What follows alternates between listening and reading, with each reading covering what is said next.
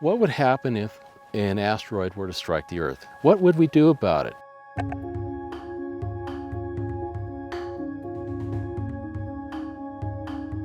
Welcome to the Center for Solar System Studies. Back here behind me are 9 observatories. This is an operation we established a few years ago to study asteroids, specifically near-Earth asteroids. We typically observe maybe 280 nights a year from this location. So we have determined rotational periods for maybe 2,000 asteroids from here.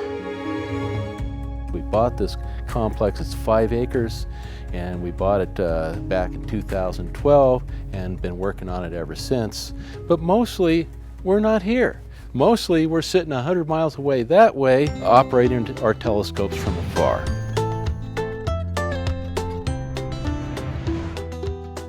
Welcome to the beautiful city of Rancho Cucamonga. This is my home where I operate my remote telescopes, which are located 100 miles from here. Come on in. I normally start about now 6 or 6:30, and I check and see what the telescopes are doing. They're being controlled by this computer right here.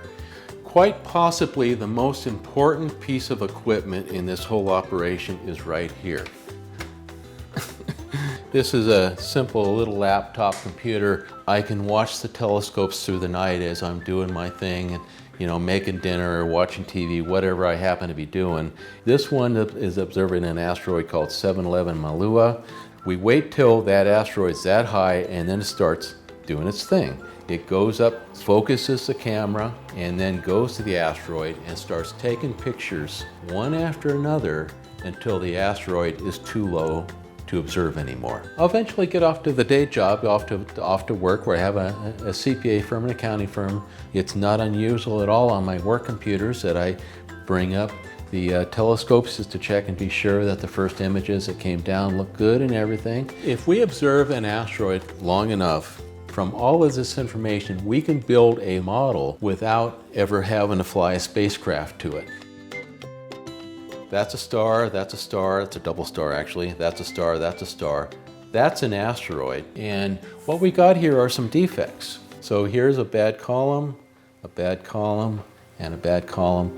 Those are because this is an old 10-year-old camera. It needs to be replaced sometime in the near future because these defects tend to build up on these chips over time as they simply go bad. The Planetary Society's Gene Shoemaker Near-Earth Object grants fund amateur and professional astronomers around the world to upgrade their facilities and improve their ability to protect Earth from asteroid impact. In here, I have 2 telescopes crammed in here. This is where an eyepiece might be located if you were observing 100 years ago or even 20 or 30 years ago. But now they all have electronic cameras on the backside, and this is the camera that was purchased with the Shoemaker grant from the Planetary Society that's been observing near-Earth and other asteroids for now hundreds, if not 1,000 nights over the last 5 or 6 years.